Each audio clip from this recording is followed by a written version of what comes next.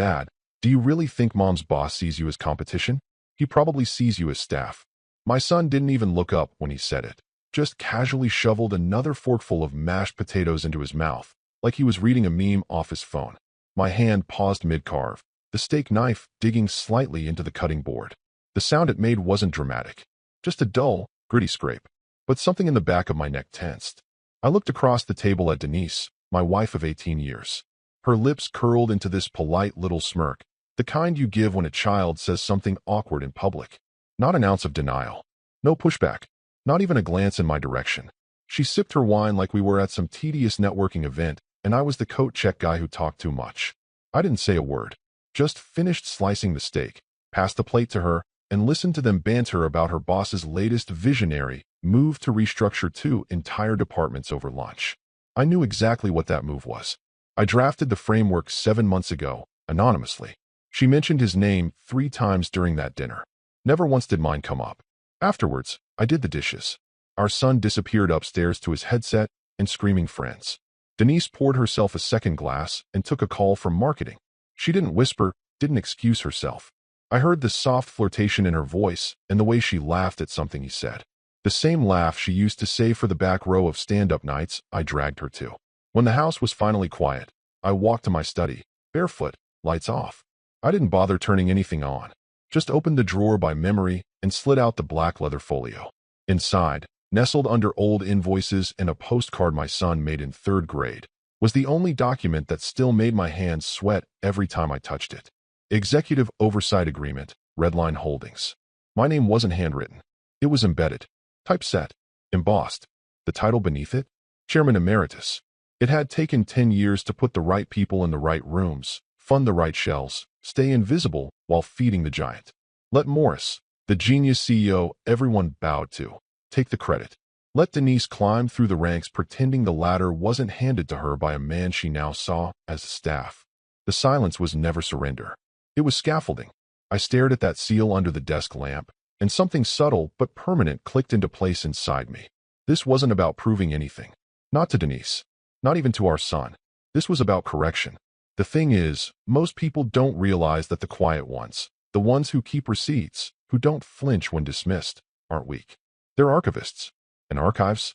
They don't forget. They wait. And before we go further, if you're still with me, take a second to hit subscribe. More than 90% of you listen without it. And it honestly helps our team keep sharing these stories that never make the headlines, but change everything behind closed doors. I closed the drawer, stood up, and walked out without taking the document. I didn't need it in my hand to act. I just needed to remember who I was before I let love dull the blade. Tomorrow, they'd learn. All of them. And it would start with a single sentence. Just 6 words. Trigger Clause 14. Silent to active transition. The message took 7 seconds to send. Just 7. Trigger Clause 14. Silent to active transition. I didn't even watch the screen to confirm delivery. I simply locked my phone, walked to the bar cart I hadn't touched in months, and poured 2 fingers of open. No ice. I held the glass for a moment, watching the amber swirl like a storm caught in a bottle. The smell alone brought back the last time I'd used that clause. A decade ago. Very different company. Very different woman in my bed. This time, I wouldn't be walking back from it. Across town, in a glass and steel high-rise that cost more to clean than most people's yearly salaries, a man named Morris sat in a temperature-controlled boardroom reviewing a Q4 deck someone else made, but he would present. His tie was immaculate. His shoes, Italian. His confidence? Untouchable. At least until the door burst open.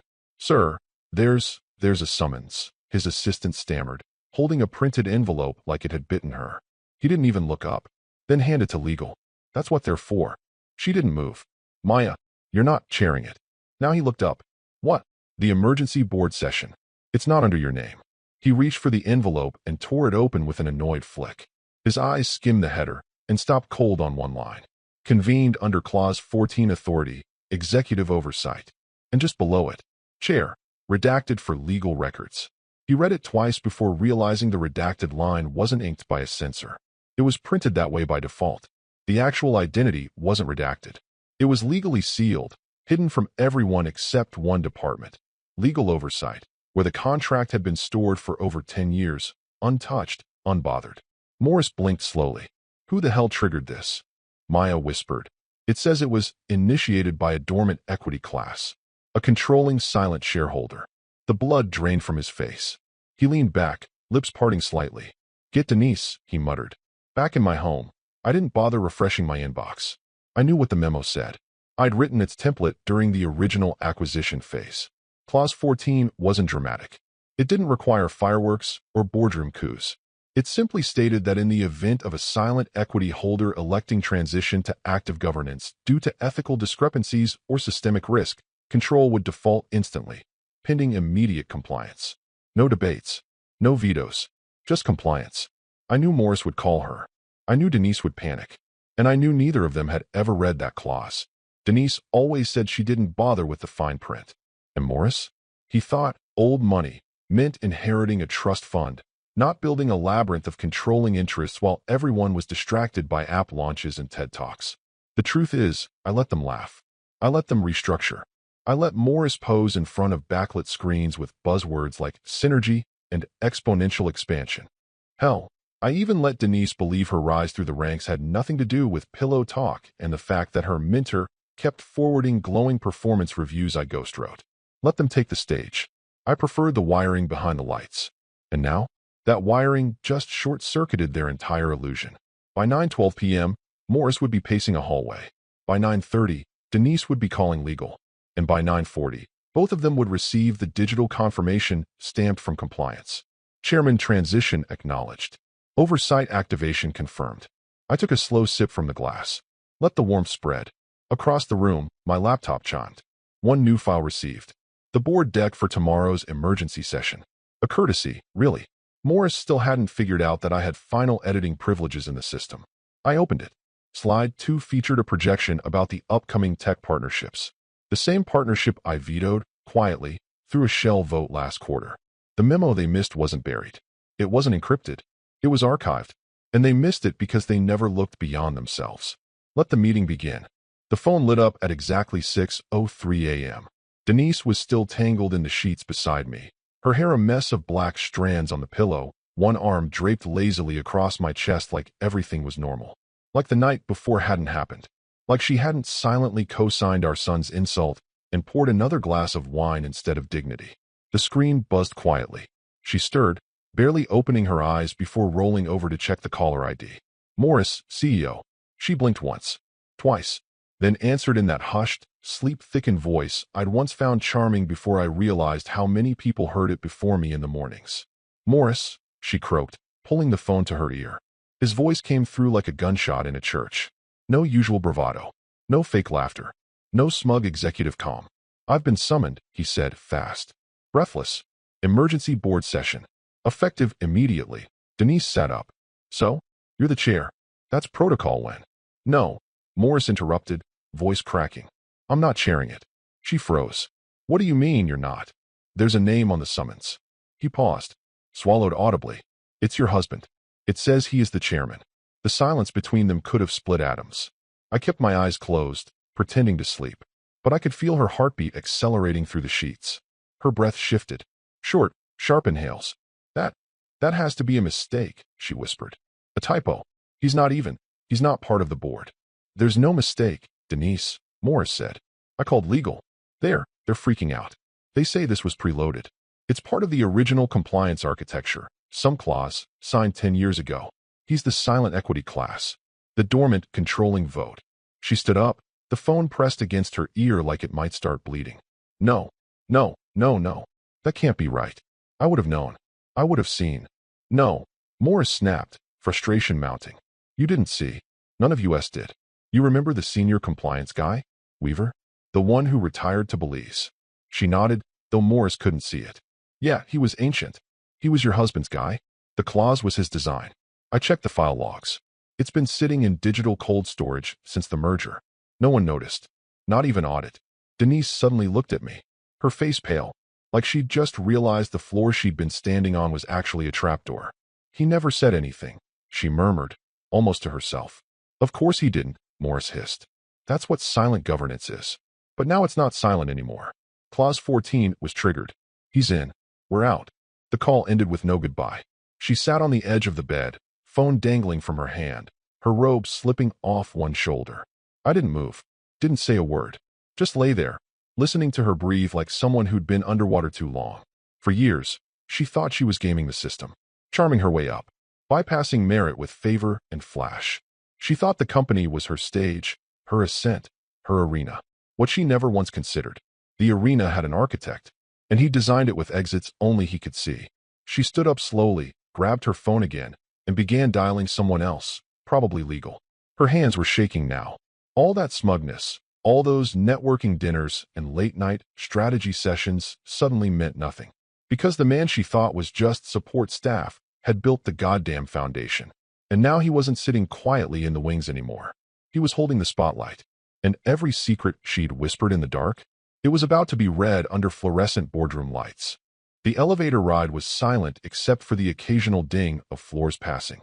No assistant greeted me this time. No one offered coffee, asked for my badge, or tried to explain where the boardroom was. The security team had already received the update from legal. Chairman presenting, full clearance.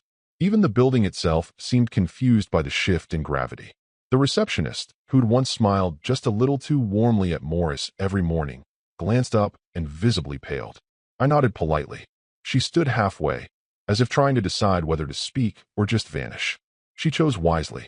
The double doors to the executive conference room were already open. Inside, polished table, crystal water glasses, fresh notepads no one would use. 11 directors. Only 3 looked familiar. Men I'd worked with back when this place was just a whiteboard and too much caffeine. The rest were newer, corporate climbers, tech brothers in tailored suits, and women whose LinkedIn profiles had more buzzwords than substance. They all stood as I entered. Some out of protocol, some out of uncertainty, a few out of instinct, like something old and sharp had just walked into the room and they weren't sure if it would cut. I didn't smile. I didn't nod. I walked to the head of the table, pulled out the leather chair I hadn't sat in since this company went public, and laid a simple black binder on the table. On the cover, Chairman Oversight, Directive 01. I flipped it open, the pages whispering like confessionals. Page 1, bold, simple, unmissable. Corporate Ethics Review, initiated by Chairman. No one spoke. A few cleared throats. One director looked to Morris, seated halfway down the left side. Morris stared straight ahead, pale, jaw tight, his fingers tapping a rhythm that betrayed every ounce of panic he tried to conceal. I adjusted my glasses, looked around the room, and said, calm as a surgeon prepping the first incision. We'll begin with a full review of all appointments, promotions, and consulting roles that originated under Denise's department in the past 5 fiscal years. Someone shifted in their seat. A pen rolled off the table. No one moved to pick it up. I continued. That includes nepotistic hires, vendor kickbacks, and discretionary salary bumps. Another pause. I flipped the page. Second item, Morris's discretionary bonuses. Cross-reference with any contractual override mechanisms he's used since Q1 last year. I'll want those reviewed line by line. Finally, someone spoke. A woman in a navy suit I didn't recognize. I'm sorry, Mr. Chairman. Are we conducting an internal audit? No, I said, without looking up. We're performing a vivisection. A few eyebrows rose. One man exhaled slowly through his nose. This company, I said, has drifted from its founding principles. Transparency, accountability, merit. I looked directly at Morris now. And in its drift, it's allowed vanity, favoritism, and unchecked ego to root themselves deep into its operations. Denise was not in the room. That was intentional. Clause 14 allowed me discretion to bar any executives under current ethics scrutiny from attending initial review sessions. She'd find out later. For now, I saw her fingerprints everywhere in the documents. Poorly structured advisory roles doled out to wine club friends. Fast-track promotions handed to co-workers who shared Pilates instructors. Internal memos with digital traces of her altering project timelines to match her weekend getaways. Morris's sins were more traditional. Inflated bonuses, off-the-books consulting arrangements, and a disturbing pattern of vendor contracts awarded to shell companies with obscured ownerships that, I suspected, would lead back to him. This wasn't revenge. This wasn't me making a scene. This was surgery. And I was done waiting for the tumor to shrink on its own. No one in the room smiled. No one questioned. Not because they were afraid, though they should have been, but because they realized something fundamental. They'd underestimated a man who'd built the stage they were performing on. Now I was back. And this time, I wasn't backstage. I was holding the script. And the red pen. She slammed the front door so hard the glass pane shivered. I didn't look up. I was sitting in the living room, lights off, reading through an old architectural digest I used to keep around for quiet weekends. Back when quiet weekends meant something other than watching my marriage rot in high-end silence. She didn't even take off her shoes. Just stomped straight across the hardwood like every plank had offended her. I heard the rustle of her coat hitting the floor, followed by the sharp, metallic clatter of her keys landing somewhere they didn't belong. "You blindsided me," she said. Her voice wasn't calm. It was cracked glass over boiling water. I turned a page in the magazine. "Good evening. Don't you dare play coy with me," she snapped, stepping into the room. "You humiliated me in front of everyone. Legal won't even take my calls. Morris won't answer texts. HR pulled me into some half-assed ethics meeting where they read out emails I sent to you in confidence." I folded the page down gently, looked up. Her makeup was smeared from hours of stress and what I imagined were frantic conversations behind closed doors. Her jacket was still hanging off one shoulder like she hadn't had time to decide whether to confront me or collapse in her car and scream. "You blindsided yourself," I said. "All I did was let gravity do its job." She crossed her arms. "This is retaliation. Don't pretend otherwise. You waited until the exact moment I built something of my own, and then you came in and—" "What?" I cut in, standing. "Corrected the narrative? Reclaimed the truth? Reminded you that borrowed power doesn't mean earned. You're jealous." That made me laugh. Not loud, just enough to let it echo between us. "You really think this is about envy?" I said, walking toward her. "Let me ask you something, Denise. When our son asked if I was just staff, did you laugh? Or did you just stay silent?" She blinked, hesitated. "I didn't think it." "No, that's right. You didn't think." I leaned closer. "You never think. Not past the surface. Not past the spotlight. Not past your latest little win. That's why you're panicking over a few emails while I'm holding shareholder rights you didn't know existed." Her eyes flashed. "You were nothing when I met you. You were fixing furniture in a co-op office in Denver. I built your confidence." I stepped back. "No, Denise. You witnessed it and mistook proximity for participation."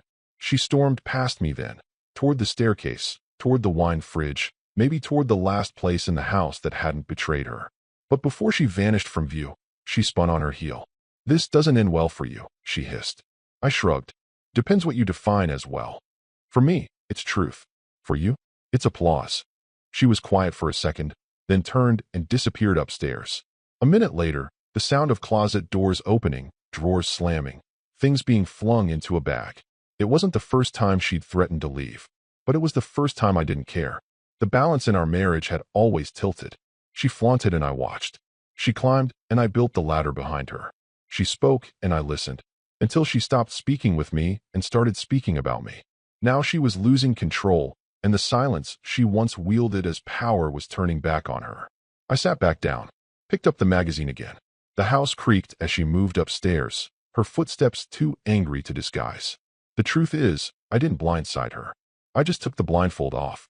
And nothing looks the same when the lights come on. He kicked his shoes off without looking up, dumped his backpack by the front door, and mumbled, "Hey." Teenagers always make greetings sound like chores. I glanced up from the kitchen, where I was chopping garlic like nothing seismic had just cracked through our lives. He stepped into the room, his brows tight, mouth flat. "Is Mom okay?" I wiped my hands on a towel, leaned back against the counter. "Why?" She was crying. "In her car. Parked around the corner." I nodded slowly. "She'll be fine." He paused. "Did something happen at her job?" I gave him a look. Just one of those measured, long looks that says, "What do you think?" He shifted his weight. "She said someone, some higher up, is doing a corporate review or something. That it's political. That it's not her fault." I smiled. It wasn't a warm smile. It was the kind you give someone who just walked in halfway through a chess game and started laughing at your pawn. "She's not wrong," I said. "It's not just her fault." He blinked. "Wait, are you saying you?" I didn't answer. Instead, I said, "Come with me." He hesitated, like I'd just asked him to help mulch the lawn, but followed anyway.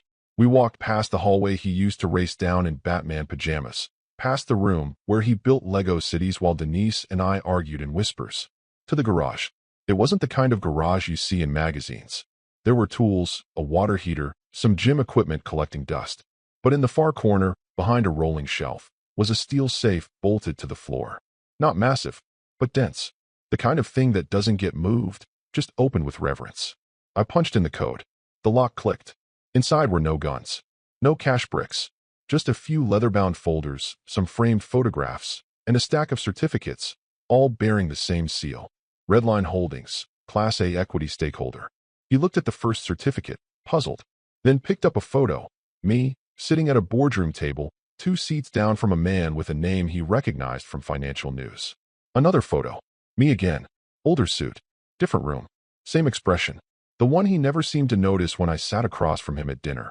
Composed, calculating, quiet. "What is this?" he asked. I rested my hand on his shoulder. "This," I said, "is what staff owns when they stop talking and start building." He didn't say anything. His eyes flicked between the documents and the pictures. Then he whispered, "But you never said." I didn't need to. He looked at me. "But why let her treat you like that? Why not tell me? Or her?" I closed the safe gently. "Because people only hear what they respect. And your mom respected volume. Flash. Titles." He chewed his lip. "And you?" "I respect leverage." The silence stretched, thick and new. He ran his fingers over the edge of a folder. "So, you're really her boss?" I chuckled. "In more ways than one." He didn't laugh. He didn't scoff. He just nodded, slow, thoughtful. For the first time in years, his expression shifted from the cocky disinterest of adolescence to something heavier. Something almost like shame. He whispered, "I didn't know." "I know." A pause. Then he asked, "Is that why she's crying?" I looked at him. "She's crying because she finally realized what I was carving while she was climbing. And because she taught you to mock it." He nodded again. Not defensive. Not angry. Just quiet. And finally, he looked at me the way he used to look at her. Like someone worth understanding. I didn't need his apology. I just needed his recognition. And in that cold garage, surrounded by metal and paper and legacy, I finally had it. By Wednesday morning, the office was no longer hers. Not officially. Her badge still worked. Her nameplate still clung stubbornly to the glass office wall.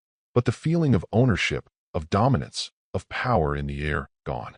Evaporated like cheap perfume under fluorescent lights. The first alert came from HR. 3 names, Midwest VP, Talent Acquisitions Head, and the Director of Compliance, had been placed on immediate administrative leave pending formal review. Computers locked. Phones collected. Escort to the elevator style. By noon, whispers had turned into full-throated speculation. Slack channels froze. One assistant in legal dropped her entire lunch in the courtyard when she saw Morris leaving the building with a white envelope in his hand and a look that could strip paint. But the real detonation came at 2:14 p.m. That's when the internal memo hit every inbox from the C-suite down to the third-floor copywriters. In accordance with executive oversight, the following personnel changes are effective immediately. Denise's name wasn't at the top. That would have made it easier. She was 4th, tucked just below the mid-level removals, as if her fall needed to be disguised in humility before it could be felt in full. Denise Langford, reassigned to interim advisory role pending investigation into preferential advancement and ethics violations. It didn't say demotion. It didn't have to. The inbox exploded. So did the whispers. Meetings were canceled. Calendar invites vanished in real time. Even the receptionist stopped offering her coffee. The emails were what sealed it. They surfaced fast. Leaked, or, more accurately, released, from within the compliance archives as part of the ethics sweep. Names were redacted. Hers wasn't. Lines like, "He plays CEO in his study while I actually run this company." Hiring freeze. Please. I am the exception. He calls it a sabbatical. I call it pretending. Cute hobby, though. The shareholders weren't just upset. They were incensed. Not because of the insults. Not even the arrogance. But because buried in those emails were references to actual decisions, policy overrides, contract approvals, preferential treatment of vendors, and internal hires, all tied to her name. All unsigned, but traceable. The board had no choice. The ethics panel, normally a sleepy quarterly obligation with catered muffins, was now the epicenter of a Category 5 career storm. I didn't need to attend it. I had the transcripts. I didn't smile as I read them. I didn't gloat. I just underlined one phrase on page 3. The subject failed to disclose her personal connection to the original silent stakeholder. She never even admitted I was part of the machine, let alone the one who built it. Now, that omission wasn't just personal. It was legal. She tried calling me 3 times that afternoon. No voicemail. Just a red badge of desperation on my screen. I didn't pick up. I didn't text back. There was nothing to say. She was used to spinning stories, pulling strings, getting ahead by being likable. But in a crisis, charm burns fast and leaves nothing but ash. And in this storm, she wasn't the rescuer. She was the casualty. By the time she walked out of the building at 4:07 p.m., the shift was visible. Her steps were faster. Her shoulders hunched. Her blouse, once crisp, clung like armor losing shape. People watched her pass like a relic being retired. No applause. No questions. Just the quiet acknowledgement that someone who once believed they were untouchable had just discovered gravity. She came home late. Didn't speak. Didn't make eye contact. Just poured a drink, sat at the edge of the couch, and stared at nothing. The ice clinked in her glass like a countdown. I walked past her on my way to the study. She didn't look up, but as I reached the door, she finally spoke. "They're saying I used you." I stopped, glanced over my shoulder. "No," I said. "They're saying you forgot me. And forgetting power is the fastest way to lose it." The restaurant wasn't flashy. No exposed Edison bulbs, no dry ice cocktails with names like Synergy Smoke. Just old wood, real linens, and a maitre d' who didn't bother asking if we had a reservation. He knew who the table was for. The director was already seated. Winston Hartford, 8 years my senior. Sat on the board since the company was a pitch deck and a promise. Always cordial, always polite, but never quite saw me as anything more than a founder's husband with good tailoring and bad timing. Tonight, his posture was different. He stood when I approached, shook my hand like it weighed more than it did. "I'm glad you agreed to this," he said, gesturing to the seat across from him. "I was curious," I replied, sitting. Menus were unnecessary. We both knew what we'd order. Steak, neat scotch, silence broken only by precision. He waited until the waiter disappeared before speaking. "You played the long game," he said, almost admiringly. "I didn't see it. I don't think any of us did." I took a sip of water. "I played the quiet game." Winston smiled, leaning back. "That's the thing, isn't it? Everyone's so busy shouting their value. They forget power doesn't always make noise." I said nothing. "You always came across as, I don't know, supporting cast. Denise was loud, ambitious. Morris was magnetic. You were just." "Still," I offered. "Yes." He nodded, slowly. "Still." And I mistook that for passive. "You weren't the only one." I unfolded my napkin, draped it across my lap. The company's culture rewarded volume. They assumed I wasn't in the room if I wasn't speaking. But rooms aren't owned by the noisiest voice. "No," he said, raising his glass slightly. "They're owned by the one who built them." I let that sit a moment, then raised mine in return. "You measured me by noise," I said. "I deal in weight." He clinked his glass gently to mine. "We underestimated you." "You didn't underestimate me," I said. "You overestimated your own immunity." The food arrived. Rare steak, grilled asparagus, charred bread still steaming in its basket. The kind of meal that doesn't apologize for being what it is. Winston cut a piece of steak, chewed slowly, then asked, "What's next?" I dabbed my mouth. "We finished the audit. Reinstate internal ethics checks. Reinforce long-term strategies that don't rely on charm or chaos." He smirked. "Cold.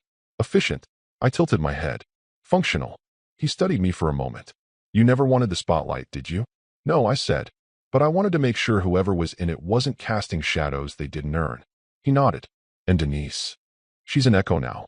The room got too quiet, and she had nothing left to say. The rest of dinner passed in clean, easy conversation, nothing forced, nothing performed. Just two men who understood that survival at the top doesn't come from noise, or flash, or LinkedIn quotes about leadership. It comes from leverage, from listening, from knowing that power rarely needs to announce itself. When we stood to leave, Winston offered one last glance. Not deference, but respect. The kind given not to a rival, but to a reminder. Because now, every conversation that once excluded me would whisper with caution. Every boardroom that once saw me as Denise's husband would double-check the name on the chair. And every word spoken behind my back would land with the knowledge that I don't just listen. I record. I wait. And I move when it matters. She rang the doorbell like she didn't live here anymore. 3 short chimes. Hesitation. Then one more. Quieter. I didn't answer immediately. Let her stand there for a minute, maybe 2. Long enough to remember the 100 times I waited for her to come home from some late-night strategy session, wondering if I should text, call, or just pretend I hadn't noticed the time. When I finally opened the door, she looked human, smaller. Her hair was damp from the rain. No makeup, no statement necklace, no crisp blouse engineered to impress boardrooms. Just a plain gray hoodie I hadn't seen in years, and those old sneakers she used to keep in the trunk for emergencies. Funny. Now she was the emergency. Her eyes flicked past me into the house, like she expected a lawyer, or maybe a camera. Some final act of vengeance waiting just behind me. There wasn't. She stepped inside without speaking, dripping water onto the floor she used to insist was too delicate for shoes. I shut the door. Waited. She turned toward me, her voice barely above a whisper. You planned this. It wasn't a question. It was a sentence she'd been holding in for days, maybe weeks. I looked at her evenly. No. I prepared for it. That's different. She gave a hollow laugh. Is that supposed to make this feel less personal? It's not about feelings, Denise. It's about truth. You don't trip into power. You build toward it. Quietly. Brick by brick. While everyone else's backs are turned. She shook her head slowly. We were a family. Families, I said, don't scoff. They stand. They don't shrink each other to feel taller. They don't let their son believe silence is weakness. Her eyes filled fast. She blinked hard, but one tear slipped down, trailing across her cheek like it had no business being there. I didn't know how far you'd go, she whispered. I met her gaze. I didn't go far. I just stood up. She winced, visibly, not because it was cruel, but because it was true. She sat down at the edge of the couch like it still belonged to her, fingers twitching in her lap, searching for a rhythm that might make sense of any of this. I lost everything, she said. No, I replied. You lost access. She looked at me then, really looked, like she hadn't in years, like she was searching for the version of me she remembered, docile, supportive, always half a step behind her. But he wasn't here. He never really was. I didn't know who you were, she murmured. I nodded. Because you never looked past what I wasn't. We sat in silence. Not the sharp kind, not the bitter kind. Just stillness. Like two people in the final frame of a movie neither of them liked, but both agreed to sit through anyway. Can we come back from this? She asked eventually, voice cracking. I tilted my head. Why would you want to come back to something you never respected? She had no answer. Just more tears. The quiet, desperate kind. The kind that aren't about heartbreak, but about realization. That she'd mistaken quiet for weak. That she'd confused humility with irrelevance. That she'd spent a decade building a tower of applause, only to discover it stood on ground someone else owned. She stood up slowly, unsure if she should hug me or apologize or just disappear. I didn't move, didn't offer closure, because this wasn't my wound. It was hers. At the door, she turned once more. Do you hate me? I shook my head. No, but I don't need to carry you anymore. And then I closed the door behind her, softly, because sometimes the cleanest revenge isn't destruction. It's the silence that follows when the illusion finally collapses. The boardroom was colder than usual, literally and metaphorically. It wasn't the HVAC. It was the air of finality. That sterile quiet before a verdict is read, when everyone in the room already knows but needs to hear it said out loud to make it real. The table gleamed under recessed lights. Notebooks sat unopened. Water glasses untouched. No one dared touch their phone. I entered through the main door, not the side entrance reserved for guests. Not anymore. This time, I walked in with two people behind me.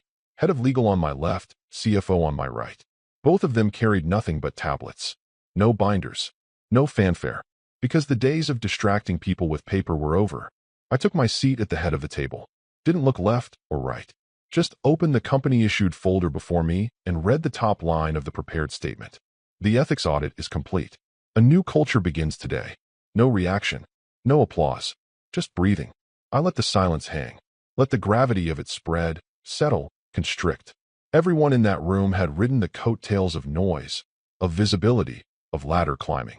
But now they were sitting across from something heavier. Something older. Designed. I flipped to the second page.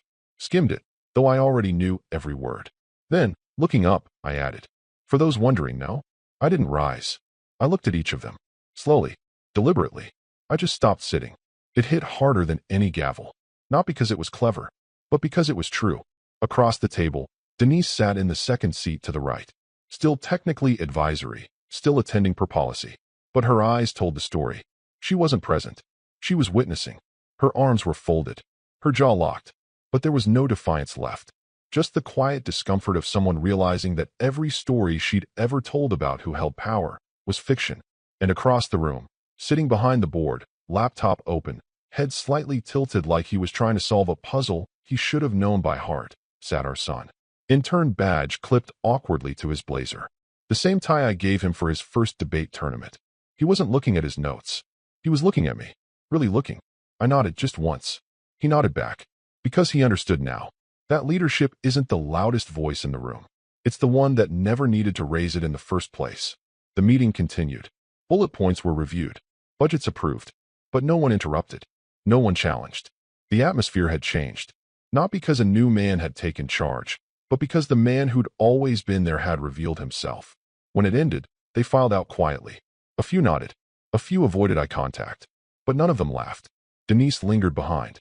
She didn't speak, just gathered her notes and left without a sound. Our son stayed until I stood up, closed his laptop, walked beside me, said nothing. But as we stepped into the elevator, he muttered, just loud enough to hear, "They'll never call you staff again." I smiled. "Doesn't matter if they do." He frowned. "Why?" I looked at him, then straight ahead as the doors closed. "Because I never needed the title," I said. Just the truth.